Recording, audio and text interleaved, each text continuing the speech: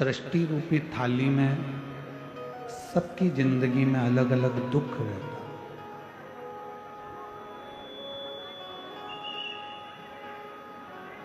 कोई को कोई तकलीफ है, कोई को कोई तकलीफ है, कोई को कोई तकलीफ है, कोई को कोई कष्ट है, कोई को कोई कष्ट है।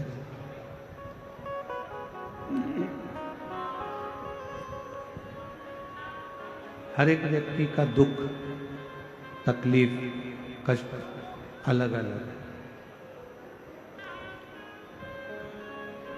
और मेरे शिवजी पार्वती को लेकर प्रतिदिन भ्रमण पे निकलने का कारण केवल इतना सा है कि जो जीव कष्ट में,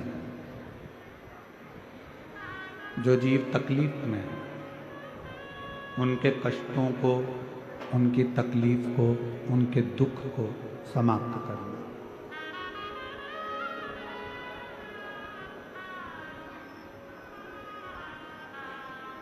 और ये दुख, ये तकलीफ, ये कष्ट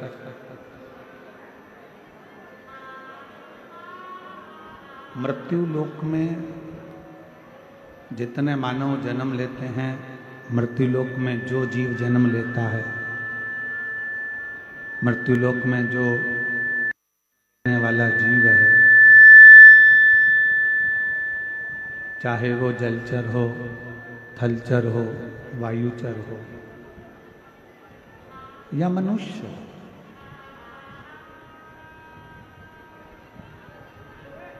इन सभी जीवों का जितना दुख है, वो सारा दुख भगवान शंकर का शिव अपना मानता है।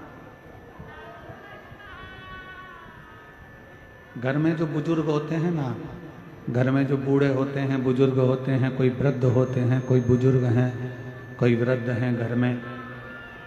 मान लो एक बेटे के पास में धन है, दूसरे के पास में नहीं है, तो माता पिता का दिल दुखता है कि ये कमजोर क्यों है।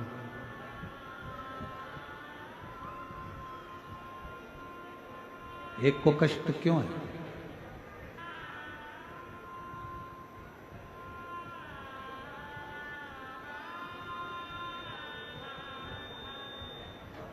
घर का जो बुजुर्ग है, घर का जो बूढ़ा है, घर का जो वृद्ध है, वो सबको एक जैसा देखना चाहता है। किसी के जीवन में कोई तकलीफ ना हो, किसी के जीवन में कोई कष्ट ना हो, किसी के जीवन में कोई दुख ना हो, किसी के जीवन में कोई परेशानी ना हो, सबको एक सम देखना। अब घर का जो बुजुर्ग है वो सबको सुखी देखना चाहता है, उसी तरह 33 कोटि देवता में भी किसी को बुजुर्ग माना गया है। और संसार सागर में, पूरे मृत्यु लोक में और पूरी दुनिया में जल हो, थल हो, अग्नि हो, आकाश हो, वायु हो, देव हो, गंधर्व हो, पितर हो, किन्नर हो, नाग हो, इन सब में अगर किसी को बुजुर्ग बड़ा माना गया है तो वो देवाधिदेव महादेव को माना गया है, भगवान शिव को।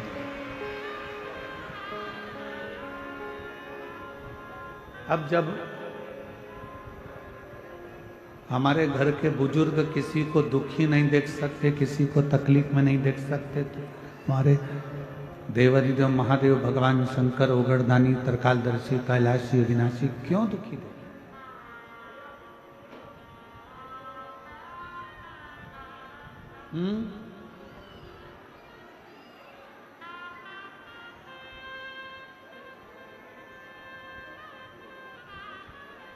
फिर मेरे नारायण, मेरे भगवान श्री हरि, मेरे भगवान शिव,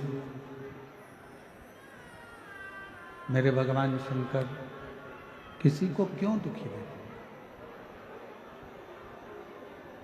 और मैंने तेरे ही भरोसे बाबा, तेरे ही भरोसे हवा विच उड़ती जावां, बाबा दूर हर तो छड़ी नाम कटी जावा बोले मैं तेरी पतन शंभो मैं तेरी पतन हवा बिच उड़ती जावागी बाबा डोर हर तो छड़ी नाम कटी जावागी। शिव कथा कर रहे हैं। भगवान शंकर का चरित्र कह रहा है कि शिव किसी को दुखी नहीं देखना चाहते।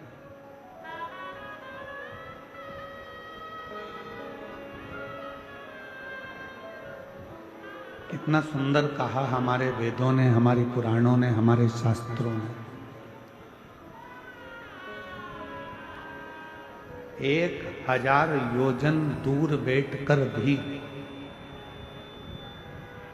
यदि कोई मां गंगा को स्मरण कर लेता है, कितना जम के बोलो, 1000 योजन दूर बैठकर भी यदि कोई मां गंगा का स्मरण कर लेता है तो उस जीव को भगवान विष्णु का वैकुंठवास प्राप्त हो जाता है।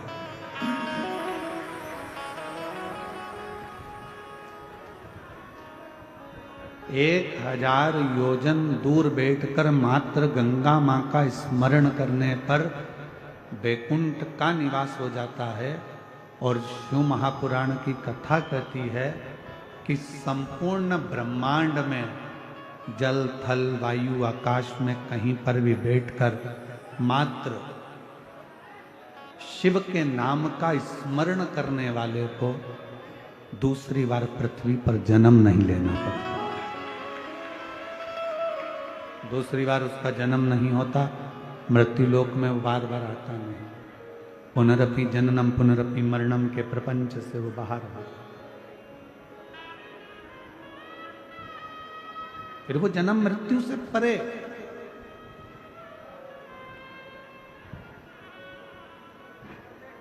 श्री शिवाय नमस्तुभ्यं श्री शिवाय नमस्तुभ्यं श्री शिवाय नमस्तुभ्यं श्री शिवाय नमस्तुभ्यं श्री शिवाय नमस्तुभ्यं श्री शिवाय नमस्तुभ्यं श्री शिवाय नमस्तुभ्यं श्री शिवाय नमस्तुभ्यं श्री शिवाय नमस्तुभ्यं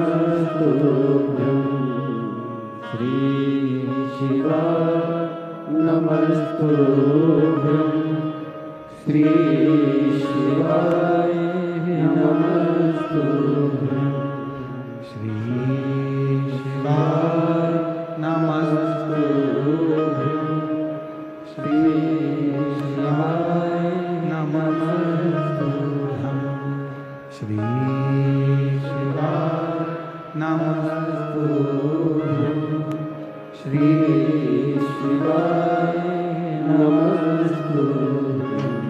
आप शिव का स्मरण करें, आप भगवान शंकर की भक्ति कर रहे हैं। 1000 योजन दूर बैठकर भी अगर कोई गंगा महारानी को, माँ गंगा को याद करता है तो उसको वैकुंठ का वास मिल जाता है। ये भगवान विष्णु की विष्णु पुराण कहते हैं। और यदि पूरे ब्रह्मांड में जल थल अग्नि आकाश कहीं पर भी बैठकर कोई भगवान शंकर को याद करता है तो उसका दूसरी बार जन्म ही नहीं होता है, तो परमात्मा के धाम में विराजमान हो।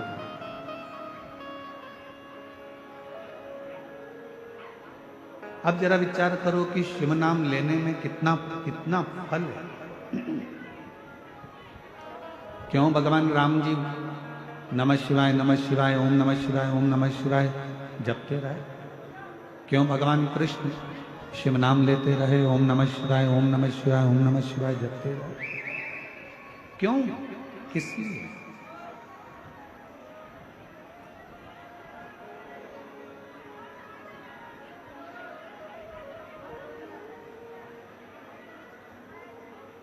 किसको नहीं दिया उसने? बस जिसने अपने जीवन में मेहनत को छोड़ा नहीं है, अपने परिश्रम को छोड़ा नहीं है, भगवान ने उसको कभी छोड़ा नहीं, उसका हाथ पकड़कर उसको आगे बढ़ा दिया। एक ही नाम के ढेर सारे लोग पृथ्वी पर रहते हैं। अमित नाम देखा जाए तो अमित अमित अमित अमित ढेर मिलेंगे। विमला नाम देखा जाए तो विमला विमला विमला ढेर मिलेंगे। रघुवीर रघुवीर रघुवीर नाम के ढेर सारे हैं। कमलेश कमलेश कमलेश नाम के ढेर सारे हैं। एक नाम के ढेर सारे लोग रहते हैं, बहुत सारे लोग रहते हैं एक ही नाम के। फिर व्यक्ति की पहचान कैसे हो, श्रेष्ठ कैसे हो? कहा एक नाम के ढेर सारे लोग रहते हैं, पर व्यक्ति की रंगत, संगत और मेहनत व्यक्ति को अलग पहचान बना देती है।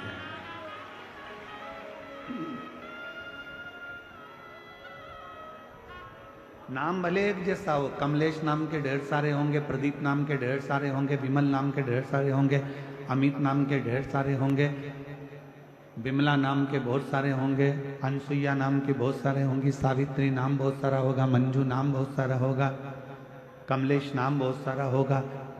एक ही नाम के ढेर है, पर व्यक्ति को अलग पहचान मिली कैसे?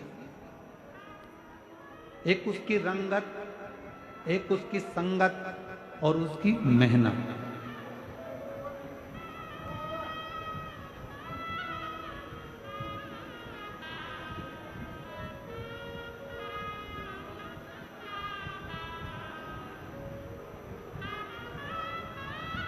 आधार कार्ड बनवाने में सबसे ज्यादा जरूरी है आपके फिंगरप्रिंट, और दूसरे नंबर पर जरूरी है आपके नेत्र। बोलो जरूरी है कि नहीं है? जम के तो बोलो, जरूरी है ना? फिंगरप्रिंट लगाकर देखा जाएगा, फिर पहले थंब लगवाएंगे, थंब के बाद फिर 4 उंगली लगवाएंगे। ये स्पर्श पूरा आना चाहिए। स्पर्श नहीं आता तो वो नेपकिन से पोंछता है, फिर आपका हाथ लगवाता है। लगाओ, ए आई लगा, आई ने फिर हाथ लगाया, फिर उसने देखा कि नहीं आया, फिर पोंछा, फिर फिंगरप्रिंट लिए, फिर आंखों में एक दूरबीन दी, सामने देखना, पूरी आंख खोल के रखना, सामने देखोगे तुम्हारा आधार कार्ड बन जाएगा। पूरे आधार कार्ड में सबसे ज्यादा जरूरी होता है तुम्हारा फिंगरप्रिंट और तुम्हारा नेत्र।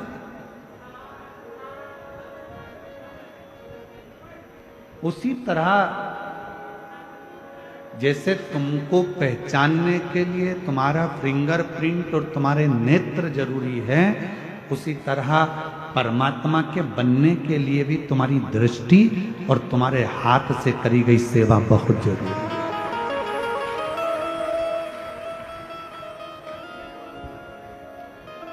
तुम्हारी मेहनत,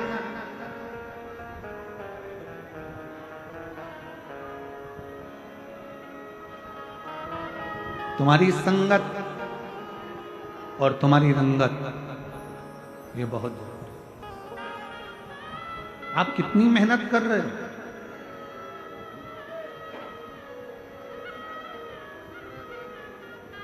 आपकी संगत कहाँ है, कहाँ बैठ रहे हो, कहाँ जा रहे हो? माँ जगत जननी पार्वती मैया को भगवान शंकर अपने साथ रोज लेकर जाते हैं, रोज, प्रतिदिन।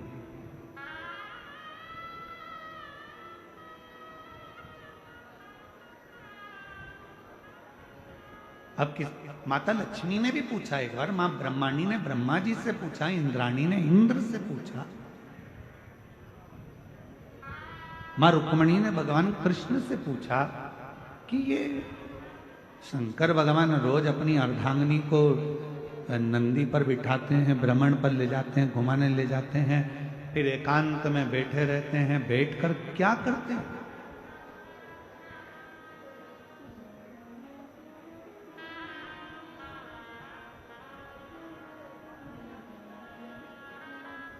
जब पति और पत्नी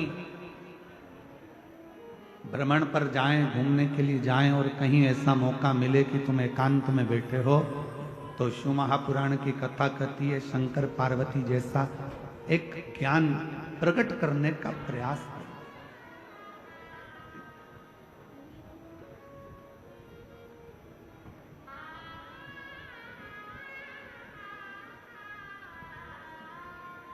एक ज्ञान को प्रकट करने का प्रयास करें। पर जब पति पत्नी आज के जमाने में एकांत में रहते हैं तो इतना झगड़ा कर लेते हैं कि एक का मुंह खुला रहता है, दूसरी बात करने को तैयार नहीं होती।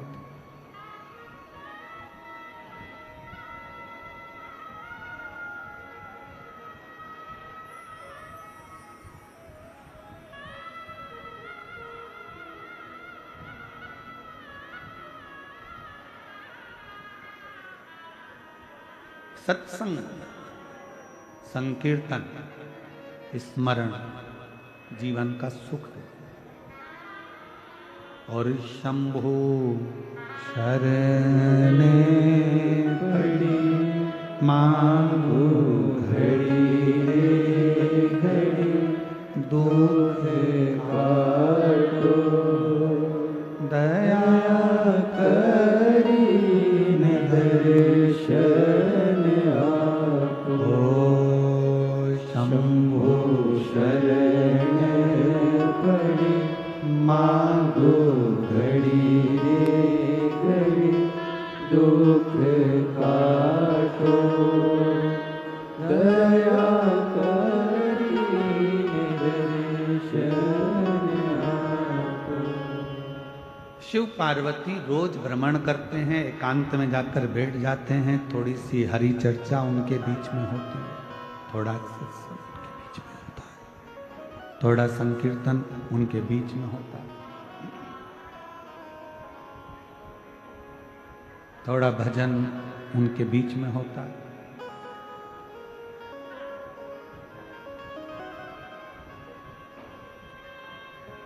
उधर एक बक्सा लगा दो ना भाई, वहां तकलीफ हो रहा है।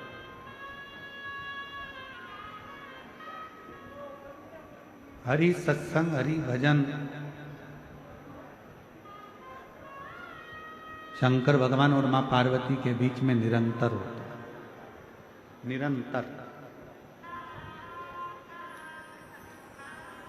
आप में से कितने पति पत्नी बैठे हैं जो रोज प्रतिदिन कम से कम 10 से 15 मिनट सत्संग करते हो, दोनों बैठकर भगवान की बातें करते हो? सब एक दूसरे का मुंह देख रहे हो। थोड़ा डाउन करो।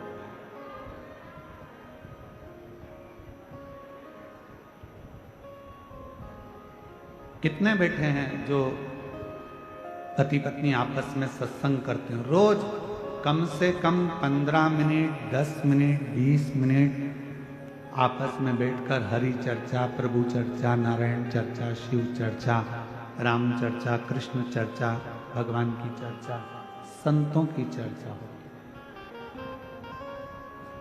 प्रतिदिन।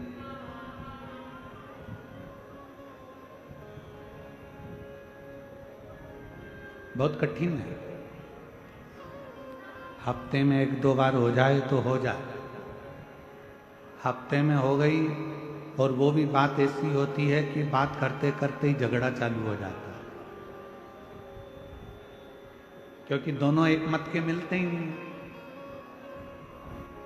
एक शंकर जी की चेली तो एक दूसरे का चेला।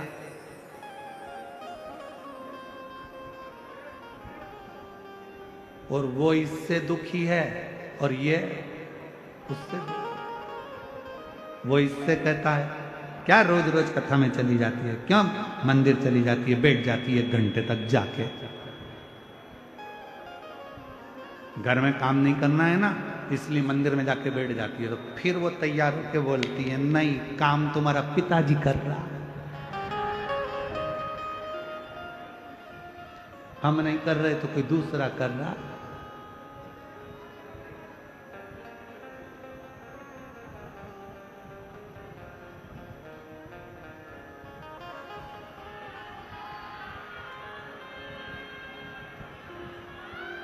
क्या बात है?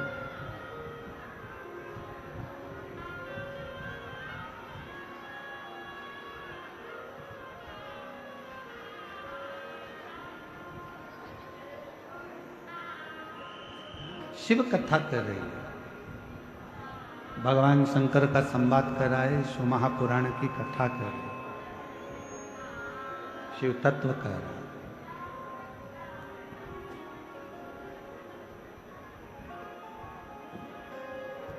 दुनिया में केवल एक जोड़ी ऐसी है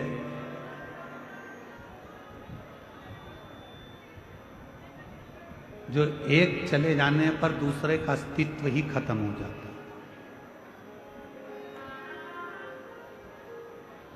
दुनिया में एक जोड़ी ऐसी है जिसके एक के चले जाने पर दूसरे का अस्तित्व पूरा की पूरा खत्म हो जाता है। वो कौन सी जोड़ी है?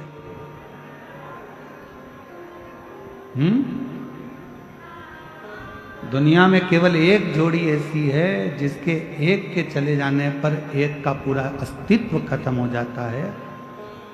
वो जोड़ी है चप्पल की जोड़ी।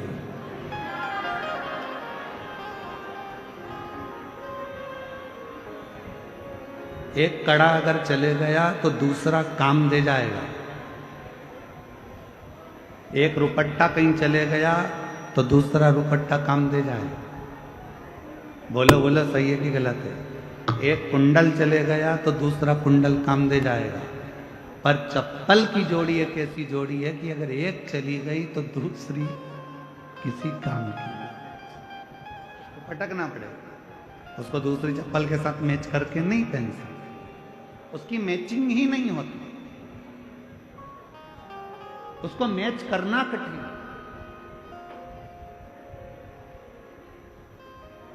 शिव पुराण यही कहती है,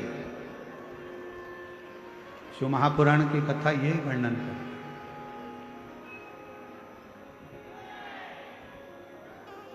जिसने अपनी जिंदगी में सुख दुख में साथ चला है ना, जो अपनी जिंदगी में सुख और दुख में हमेशा कदम से कदम मिलाकर चला है, तकलीफों को झेलता हुआ चला है, खूब कदम बढ़ा बढ़ा कर चला है, इसने ना पानी देखा ना कीचड़ देखा, इसने ना सुख देखा ना दुख देखा, ये तो बस चलता रहा है मंजिल के लिए। ऐसा जोड़ी जब परमात्मा आपकी बनाकर भेजता है ना, तो उस जोड़ी को फिर छोड़ने का मन नहीं करता। ये जोड़ी तो निरंतर चलते रहना चाहिए, फिर इस जोड़ी का कोई अंत नहीं।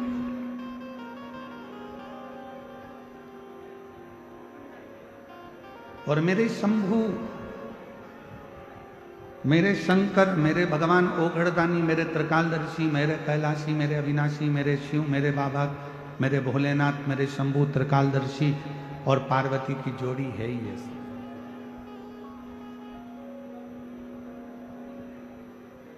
एकांत में बैठे हैं, भगवान का भजन कर रहे हैं, स्मरण कर रहे हैं, संकीर्तन कर रहे हैं, मंत्र जाप कर रहे हैं, नाम जाप कर रहे हैं, नाम स्मरण कर रहे हैं। और फिर निवेदन करें, कभी अगर परमात्मा आप लोगों पर कृपा कर दे और भगवान शिव की करुणा, भगवान शंकर की दया, भगवान शिव की उदारता यदि आप लोगों पर हो जाए तो कम से कम रोज नहीं तो हफ्ते में एक बार अपने पति के साथ बैठकर शंकर भगवान की या राम जी की या कृष्ण जी की या किसी भी देवी देवता की हरि चर्चा, शिव चर्चा 10 मिनट की जरूर करना चाहिए, जरूर।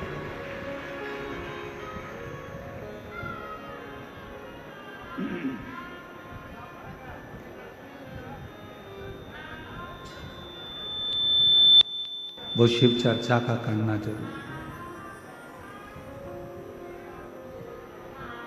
वो कहते हैं ना,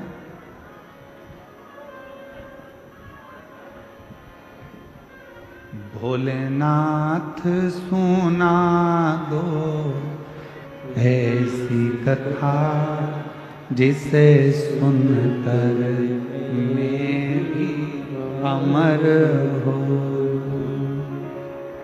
मेरे बाबा सुना दो ऐसी कथा जिसे सुनकर मैं भी अमर हो। जिस कथा को सुना था मीरा ने, जिस कथा को सुना था मीरा ने, जिस कथा को सुना था कर्मा ने, जिस कथा सुना था कर्मा ने, भोलेनाथ सुना दो ऐसी कथा जिसे सुनकर मैं भी अमर हो। मेरे बाबा सुना दो ऐसी कथा जिसे सुनकर मैं भी अमर हो। एक कथा मेरे जीवन में ऐसी सुना दो जिसको सुनकर मैं अमर हो जाऊं। आपको मालूम है पार्वती जी के पूर्व में 50 जन्म हो चुके थे। कभी सती बनी है, कभी कात्यायनी बनी है, कभी कुष्मांडा बनी है, कभी स्कंदा बनी है, कभी गौरा बनी है, कभी कौमार्य बनी है। ना जाने कितने कितने जन्म मेरी माता पार्वती के हो गए। और जब पार्वती मैया पार्वती का जन्म लेने से पहले सती के रूप में प्रकट हुई थी और सती के रूप में प्रकट होकर कुंभज ऋषि की यहाँ कथा सुनने के लिए गई थी। कथा सुनकर वापस आई थी। राम जी के प्रति उनका विश्वास जागृत नहीं हुआ था। प्राण दक्ष प्रजापति के यहाँ छूट गए थे। तो यज्ञ के कुंड में अपने शरीर को जब छोड़ा था तो कोयल की योनि उनको मिल गई थी और कोयल का जन्म सती को मिला। तो कोयल का जन्म पाकर सती माता ने शिव जी से वर मांगा था कि अगला मेरा जब जन्म हो, मैं जब ये कोयल की योनि से छूटूं, जब मैं कोयल की योनि से छूट जाऊं और अगला जब मेरा जन्म हो तो मुझे कुछ नहीं चाहिए, केवल एक ही चीज चाहिए, आपकी कथा सुनती रहूं और कथा को श्रवण करूं।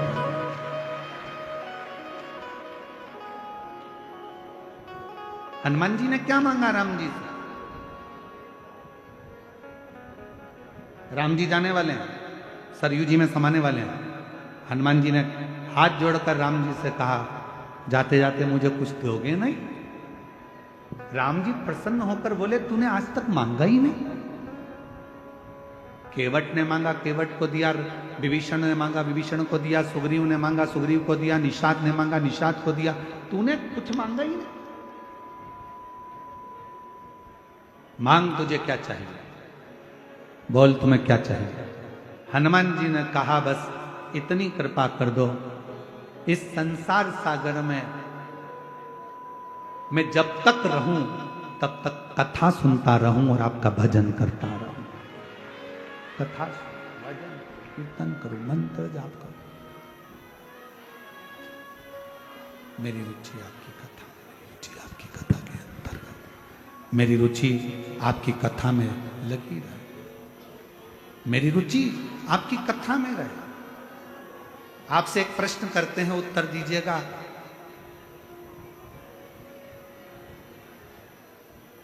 राम जी बड़े हैं कि राम जी का नाम बड़ा है? जम के बोलो। राम जी बड़े कि राम जी का नाम बड़ा? नाम बड़ा।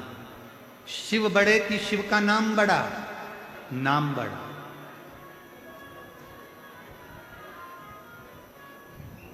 मकान मिले ना मिले, तेरा पता मिलना चाहिए। मकान मिले ना मिले, तेरा पता मिलना चाहिए। शिव मिले ना मिले, शिव कथा मिलना चाहिए। बस शिव के मिलन का बिंदु ही उसकी कथा।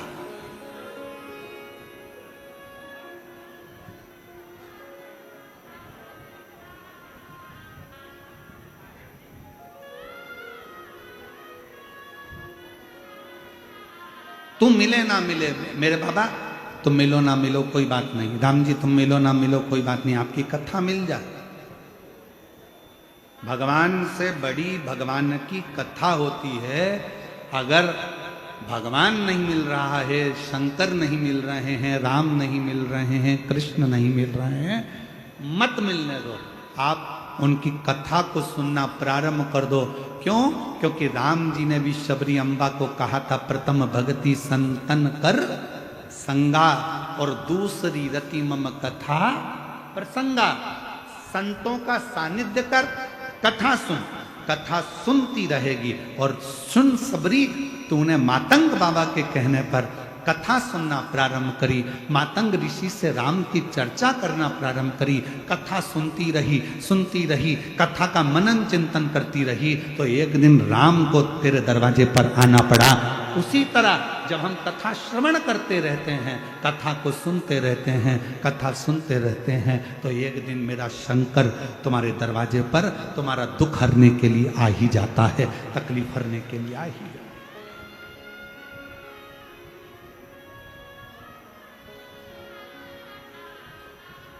जिस कथा को सुना था तुकाराम ने, जिस कथा को सुना था तुकाराम ने, जिस कथा को सुना था नामदेव ने, जिस कथा को सुना था नामदेव ने, भोलेनाथ सुना दो ऐसी कथा, जिसे सुनकर मैं भी अमर हो। मेरे बाबा सुना दो ऐसी कथा, जिसे सुनकर मैं भी अमर हो। जिसे सुनकर मैं भी अमर हो, जिसे सुनकर मैं भी अमर हो। डमरू वाले सुना दो ऐसी कथा, जिसे सुनकर मैं भी अमर हो। पार्वती जी का जन्म हुआ ही इसलिए है कि उनको कथा सुनना है, कथा श्रवण करना। काशी ले गए शिव जी कथा सुनाने, अमरनाथ जी की गुफा में ले गए शिव जी पार्वती को कथा सुनाने। एक एक संत, गुरु, सतगुरु, ऋषि, तपस्वी, साधक, उपासक, जितने संत हैं, साधु हैं, सन्यासी हैं, तपस्वी हैं, साधक हैं, उपासक हैं, उनके पास ले गए शिव जी कथा श्रवण करने। केवल कथा सुनो।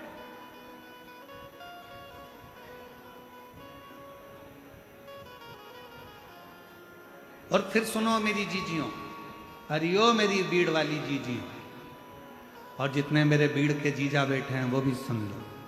जीजियाँ सुन लो, मेरे बेटा बेटी, माता बहन भाई, सब सुनो ध्यान लगाकर। भगवान का मिलना सरल है, पर शिव महापुराण का मिलना बहुत कठिन है, बहुत।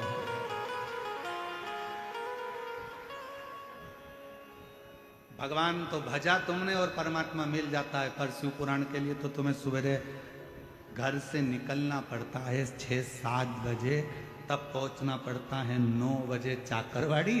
चाकरवाड़ी में दर्शन करके फिर टेंशन रहता है, कहाँ बैठूंगी, चिंता और टेंशन लेके फिर जगह ढूंढती है। जगह भी ढूंढे तो मालूम पड़े इधर बैठूं, उधर बैठूं, उधर बैठूं, उधर बैठूं, सब दूर ढूंढ ढूंढा के तब जाकर कहीं जगह मिलती है। और मिल भी गई तो ऊपर वाला तेरे को नहीं छोड़ता, थोड़ी देर में जल वृष्टि कर देता है तो फिर अंदर भरना पड़ता, खस करिए,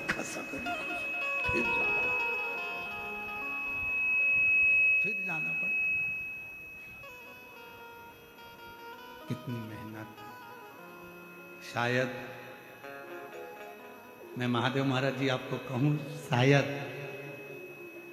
पूरी दुनिया की केवल एक ही कथा ऐसी होती है, शिव पुराण, जिसको बड़ी मेहनत कर कर सुनना पड़ता है, बहुत मेहनत।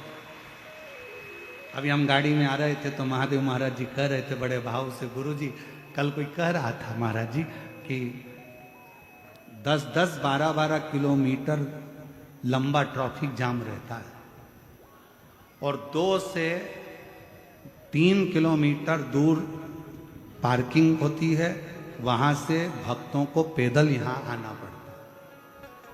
अब बताओ, इतनी तुम्हारा रिश्तेदार तुम्हारे यहाँ शादी का निमंत्रण देता है, 500 रुपये आने का 500 जाने का देता है, तुम्हारी शादी में विदाई में साड़ी देता है, मिठाई का डब्बा देता है, तो तुम उसके यहाँ नहीं जाते। वहीं गाड़ी खड़ी करोगे शादी के गार्डन के सामने, जानते नहीं हो बुआ हूं लड़के की, ये फूफा है, मैं मामी, ये मामा है।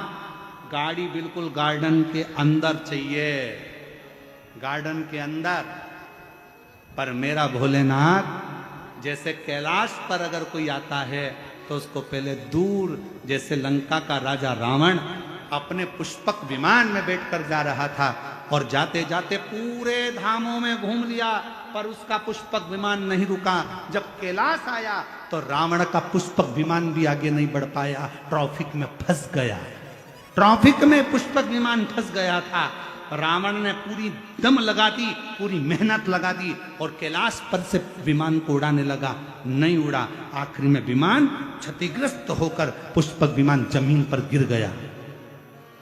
जब रावण का विमान जमीन पर गिरा, रावण क्रोध में लाल हो गया, ये कैसे गिर सकता है, मेरा विमान है, कैसे आ गया। सामने नंदी बैठा था, मुस्कुरा दिया नंदी। नंदी ने कहा, लंकाधिपति ये शिव का धाम है, यहां थोड़ा पैदल चलना पड़ता है, तब जाकर सोने की लंका मिल जाती है।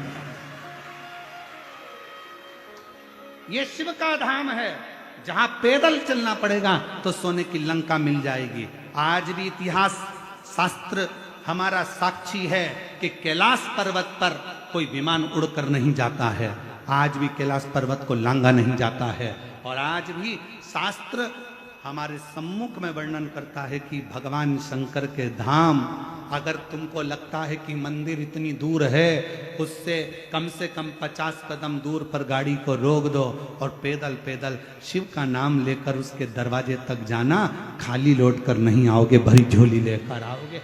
लंकापति रावण को गुस्सा आ गया, आखिरी में उसने सोच लिया कि इस कैलाश पर्वत को उठाकर फेंक दूंगा। उठाया कैलाश पर्वत को और दम लगाने लगा उस कैलाश पर्वत को कि मेरा पुष्पक विमान नीचे उतर गया, मेरा पुष्पक विमान क्षतिग्रस्त हो गया। उठाने लगा, हाथ फंस गए उस कैलाश पर्वत के नीचे, चीख पड़ा, चिंगाड़ पड़ा, चिल्लाने लगा।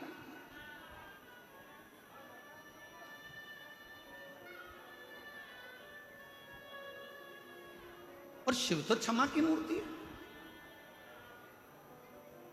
शिव क्षमा की मूर्ति है। एक सच्चा गुरु,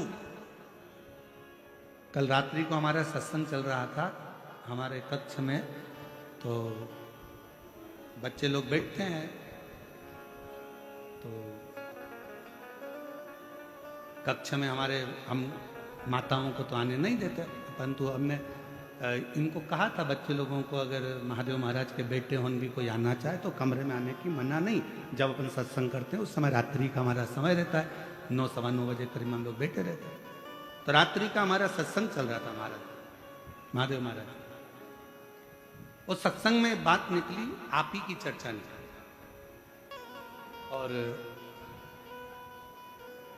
ब्राह्मण लोग बता रहे थे कि महादेव महाराज जी जब पूजन करने के लिए बैठते हैं तो गुरु जी उनका इतना भाव रहता है पूजन के समय पर कि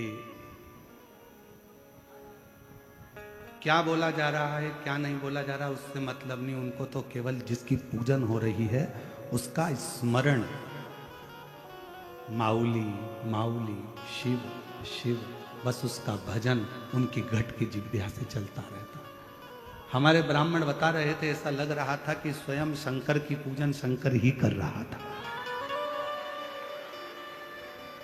फिर बात निकली आगे चलकर, तो बात निकली तो उसमें चर्चा निकली कि असली संत की, असली विद्वत्ता की, असली गुरु की पहचान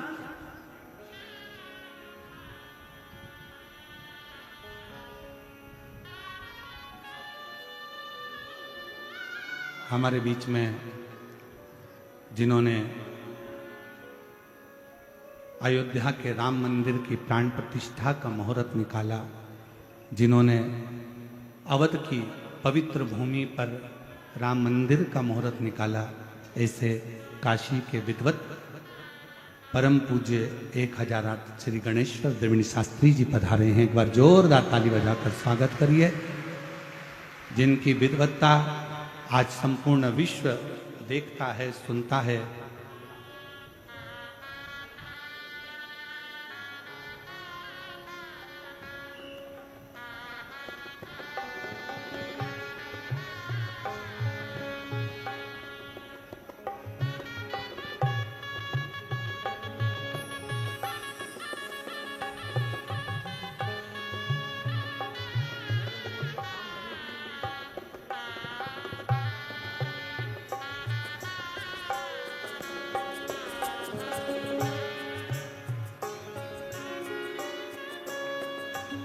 एक बार जोरदार ताली बजाकर आप सभी का स्वागत, वंदन, अभिनंदन।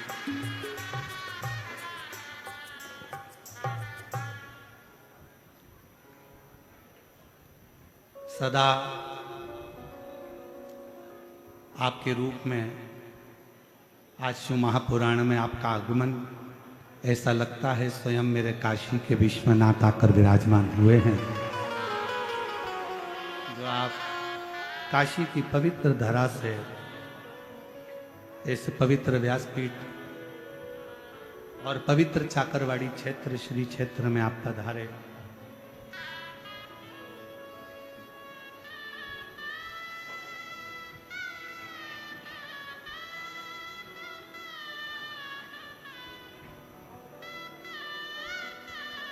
जब हमारे भारत की भूमि के माननीय प्रधानमंत्री जी श्री नरेंद्र भाई मोदी जी फॉर्म भरने के लिए जाते हैं तो आप श्री का आशीर्वाद लेकर और आप श्री का साथ लेकर फॉर्म को भरने के लिए,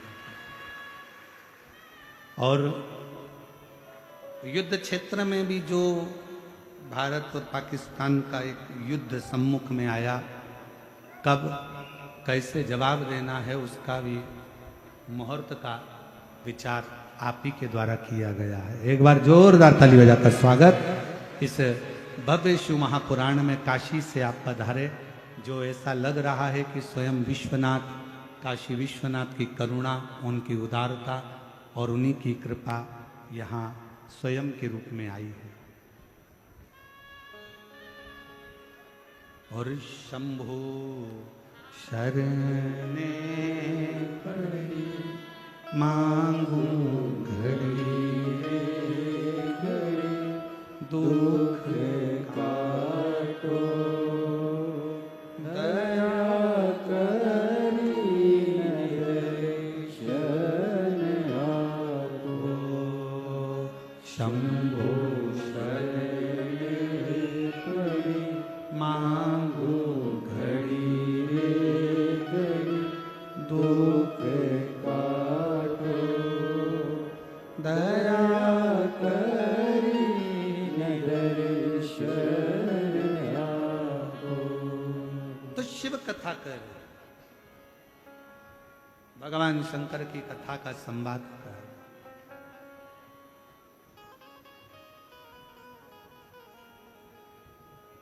विमान बढ़ता नहीं,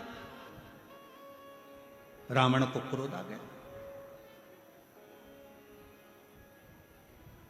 चिंगाड़ पड़ा, रावण चिल्ला पड़ा, मेरा विमान और यहां से जा नहीं सकता। उसको क्या मालूम कि यहां त्रिकालदर्शी कैलाशी अविनाशी भगवान शिव का निवास है। और कल कथा में एक बात कही थी आप लोगों को कि शिव के मंदिर भी नहीं जा सकते, तो भगवान शंकर के मात्र शिखर का दर्शन कर कर भी आप अपनी जिंदगी का कल्याण कर सकते हैं, अपने जीवन का कल्याण कर सकते हैं। मात्र शिखर का दर्शन। और अभी आपको कथा में वर्णन किया कि 1000 योजन दूर बैठकर भी अगर कोई गंगा माता का नाम ले लेता है तो उसको भगवान नारायण का धाम वैकुंठ प्राप्त हो जाता है। और पूरे भूमंडल में बैठकर कहीं पर भी अगर शिव का नाम, विश्वनाथ का नाम, मेरे भगवान शंकर की काशी विश्वनाथ का, मेरे शिव का नाम अगर ले लिया जाता है तो उसका अगला जन्म मृत्यु लोक में होता ही नहीं, होता ही।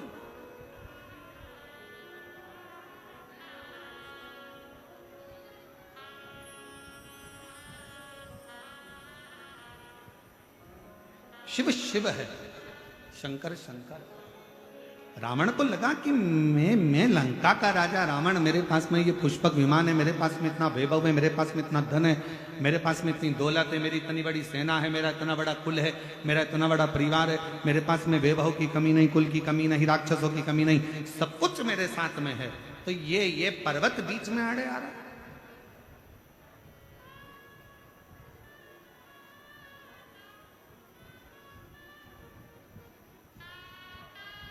और ये पर्वत अगर बीच में आड़े आ रहा है तो इसकी श्रेष्ठता क्या? उठाना चाहा, नहीं उठा।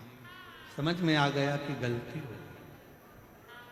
शिव महापुराण की कथा में कल हम वर्णन कर रहे थे सत्संग का, तो उसमें बात निकली कि जितनी सरलता, जितनी सहजता, जितनी विनम्रता आपके अंतर्गत होगी, उतना परमात्मा आपके करीब में आता चले जाएगा, शिव तत्व आपके भीतर समाता चले।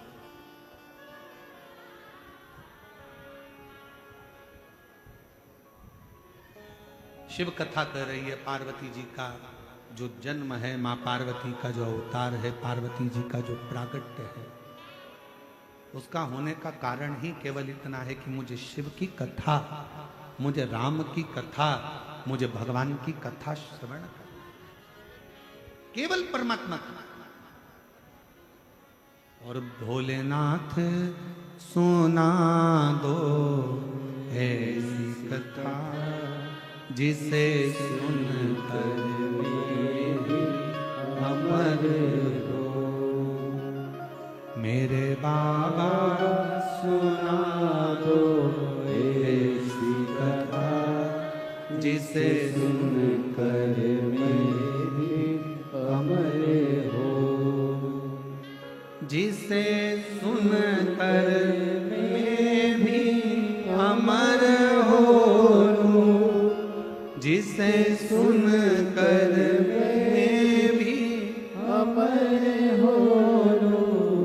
मेरे नाथ सुना दो ऐसी कथा जिसे सुनकर मैं भी अमर हो।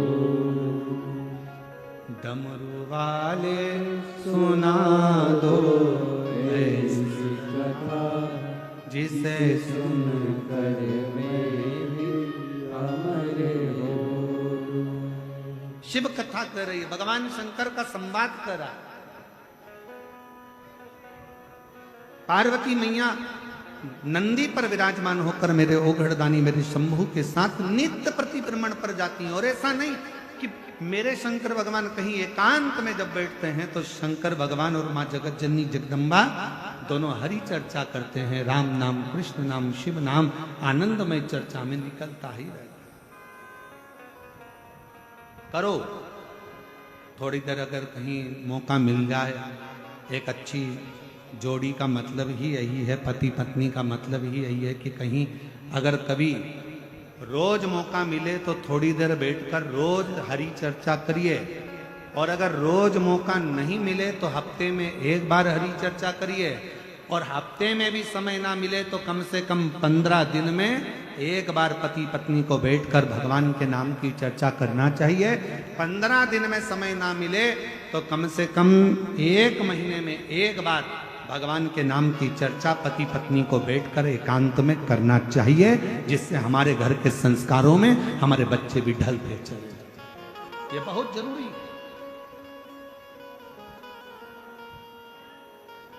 ये उसी तरह है जैसे वक्त अच्छा ना चले तो खूब मेहनत करो। वक्त अच्छा नहीं चल रहा है ना, मेहनत करना चालू कर दो, अच्छी खूब दम से मेहनत करो। मेरा समय अच्छा नहीं चल रहा है, थोड़ी मेहनत ज्यादा करूंगा, जरूर मेरा बाबा साथ देगा। और जिसने मेहनत करी वो कभी हारा नहीं है, जिंदगी में आगे ही बढ़ता चलेगा।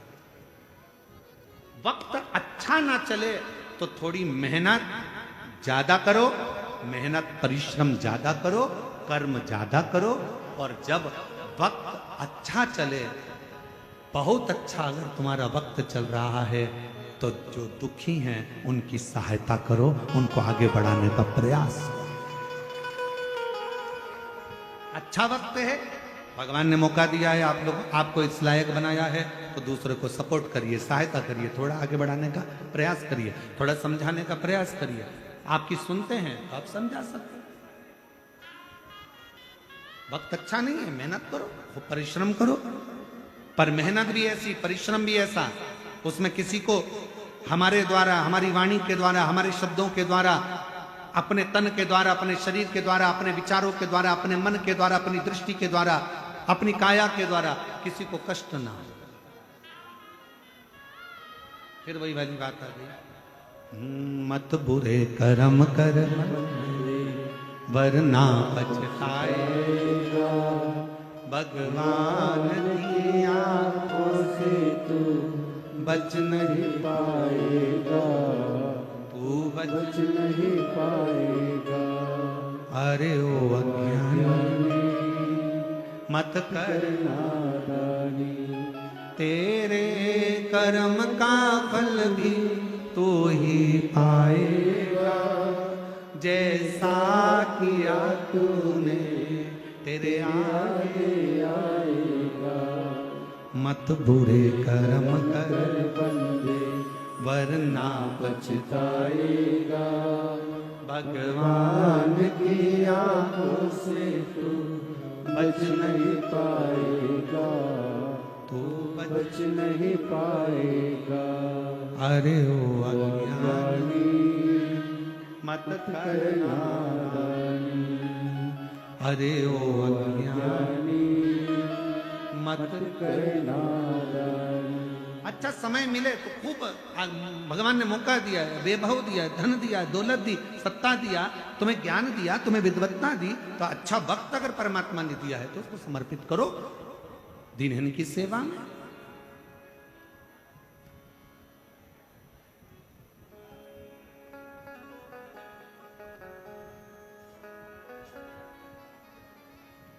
लगा दो भजन में थोड़ा। पार्वती मैया का नित्य विचार था कथा को श्रवण कर। अमरनाथ जी की गुफा में जाकर करा क्या मां जगत जननी जगदम्बा ने? केवल शिव जी से कहा मुझे कथा श्रवण करा दो, जिसके लिए मेरा जन्म हुआ है। मैं सती बनकर जन्मी थी, कुंभज बाबा के आश्रम में आप मुझे लेकर गए थे, पर वहां मैं कथा नहीं सुन पाई, मेरा मन नहीं लगा, मेरा चित्त नहीं लगा।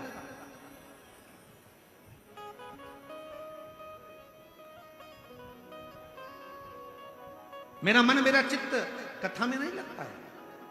इसलिए मैं आते आते भी राम जी की परीक्षा ले ली। जान नहीं पाई कि ये सम्मुख में खड़े हुए परमात्मा भगवान श्री राम है। मैं तो सोची कि आप किसके लिए आंसू बहा रहे हो, ये मनुष्य के लिए, मानव के लिए। महाराज, हम पहचान नहीं पाते संसार में जन्मे हुए कई महापुरुषों को, और जब वो महापुरुष हमारे बीच में से चले जाते हैं तब हमको उनका स्मरण आता है कि वो थे तो उनको हमने जाना नहीं, हम पहचान नहीं पाए।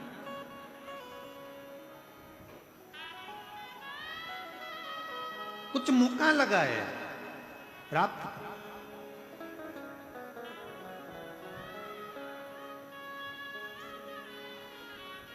कथा रोज, सत्संग रोज करो। पार्वती जी ने भगवान शिव से कहा कि मेरा ये जन्म, मेरा जो ये वापिस मेरा जो जन्म हुआ है, इतने जन्मों के बाद मैं वापिस जो आई हूं आपके पास में, बस केवल कथा के लिए, केवल मुझे सुनना है, सुनना।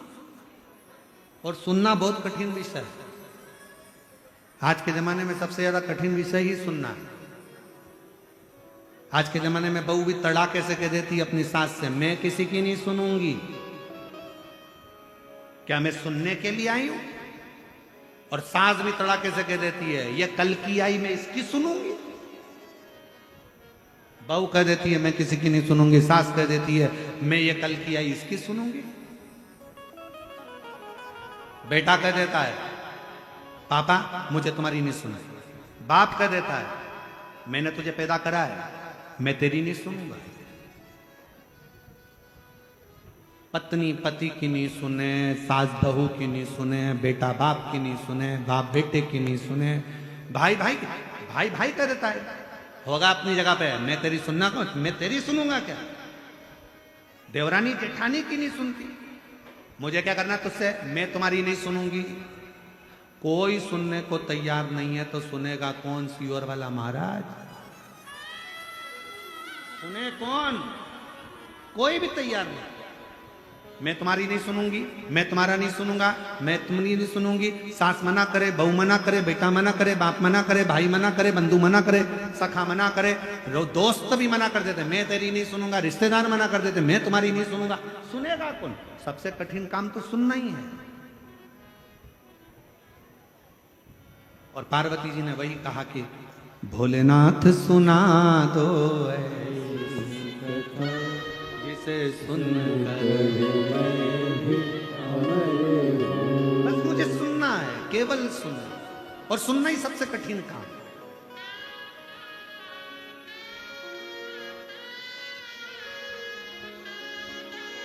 भगवान राम जी ने भी कहा ना सबरी को कि बस सुन ले, प्रथम भगति संतन कर संगा, दूसरी रति मम कथा प्रसंगा। सुनो, जितना सुनोगे उतना भगवान तुम्हारे नजदीक में आ जाएगा। राम जी को आने का कारण ही यही था कि शबरी ने मातंग बाबा की सुनी बात, अपने गुरुजन की सुनी बात, सुनती रही, कथा सुनती रही, सुनती रही, सुनती रही, और भगवान आ गए।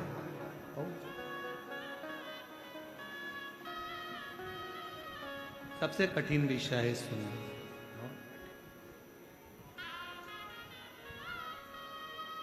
बहुत कठिन विषय।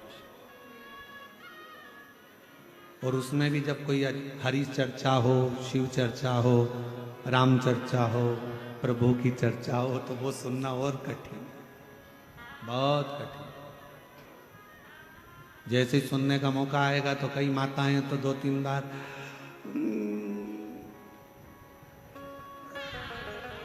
बहुत कठिन है सुनना, बहुत। पर पार्वती मैया एकदम जागरूक होकर, एकदम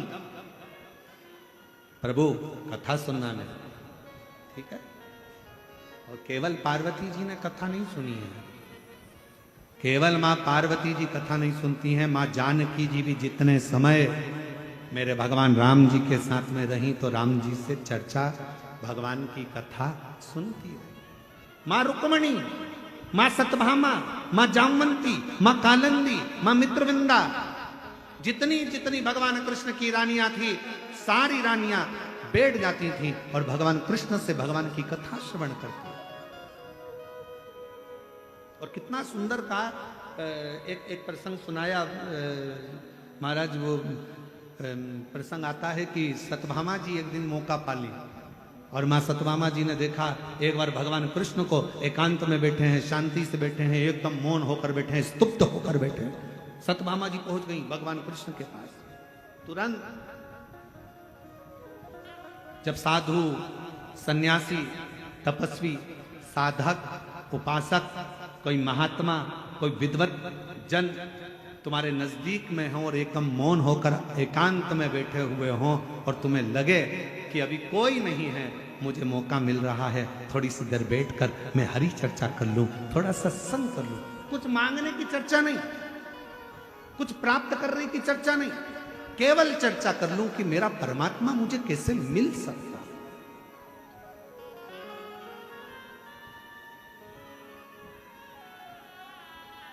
मुझे मेरा भगवान कैसे मिल सकता है, बस वो मुझे मिल जाए, वो मुझे प्राप्त हो जाए। सतमामा जी ने विचार करा कि आज भगवान कृष्ण एकदम मौन होकर बैठे हैं, शांति से बैठे हैं, चुप बैठे हैं। प्रयास करती हूँ कि मैं थोड़ी देर जाकर उनसे चर्चा करती हूँ कि मैं कुछ सत्संग कर लेती हूँ। और सतमामा जी ने देखा ना रुक्मणी जी थी, ना मित्रवृंदा थी, ना लक्ष्मणा थी, कोई नहीं थी, ना जामवंती, कोई। और पहुंच गई मां सतभामा। भगवान बैठे थे, बस कथा ऐसी उपजती है, कथा ऐसी उपजती। बैठे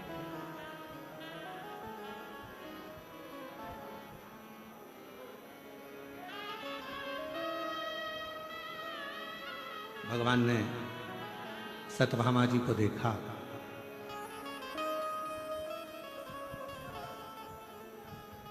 भगवान कृष्ण मुस्कुराने लगे।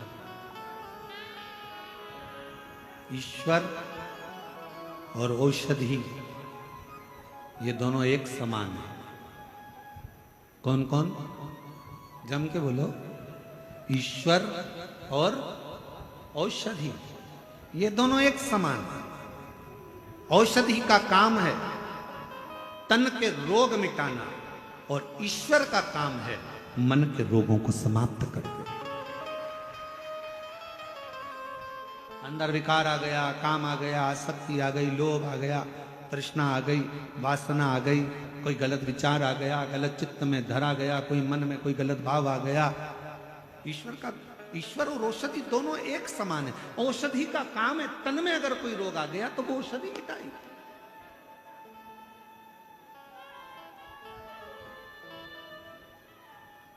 और ईश्वर का काम है मन में अगर कोई रोग आ गया, कोई मन में खलबली मची हुई है, होगा कि नहीं होगा, कैसे होगा, कहां से होगा, क्या होगा, कैसे होगा। ईश्वर का नाम ले लो, कोई आकर कह देगा भगवान का नाम लो सब अच्छा होगा, तो मन में थोड़ा सा धीर आ जाता है, मन में थोड़ी शांति आ जाती है कि ईश्वर हमको औषधि के रूप में मिला। औषधि के रूप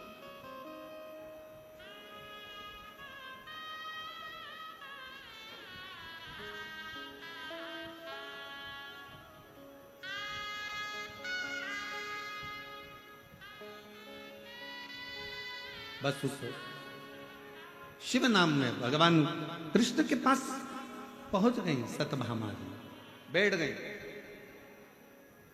और बैठकर मां सतभामा जी ने भगवान को देखा और भगवान बड़े मुस्कुरा रहे थे सतभामा को देखकर, उनके चेहरे पर प्रसन्नता थी। सतभामा समझ गई, भगवान को लग गया कि मैं आ गई।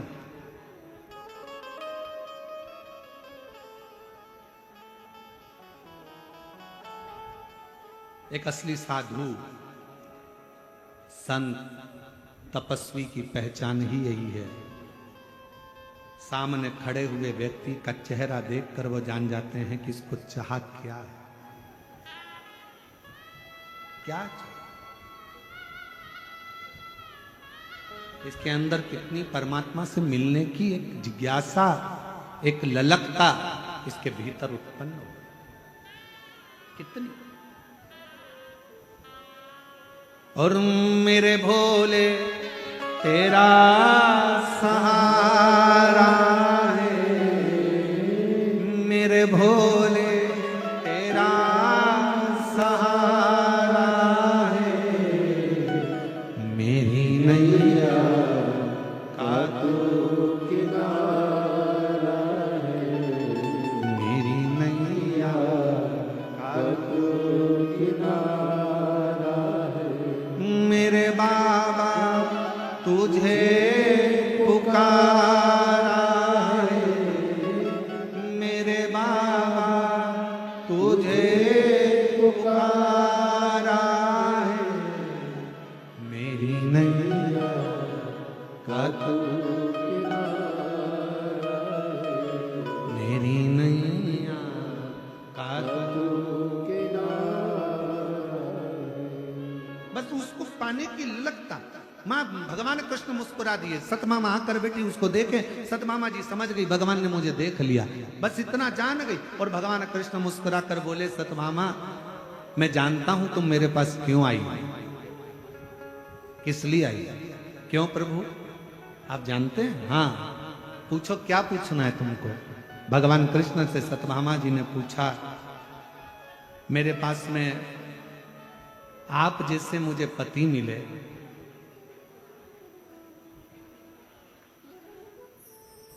कल्प वृक्ष मिला, ये कैसे प्राप्त हो गया, कहां से प्राप्त हो गया, कैसे मुझे मिले।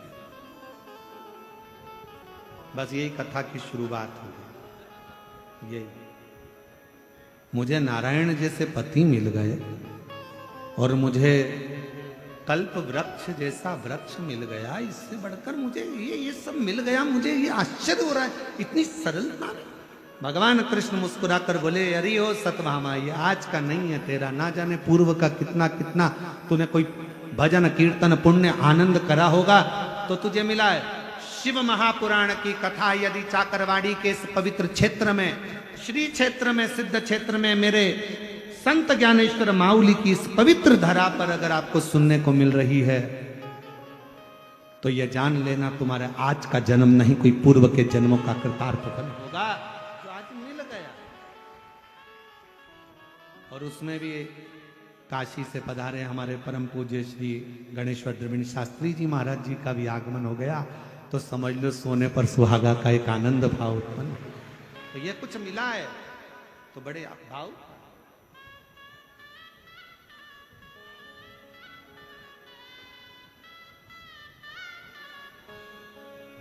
शिव कृपा, इसलिए वो कहते हैं ना,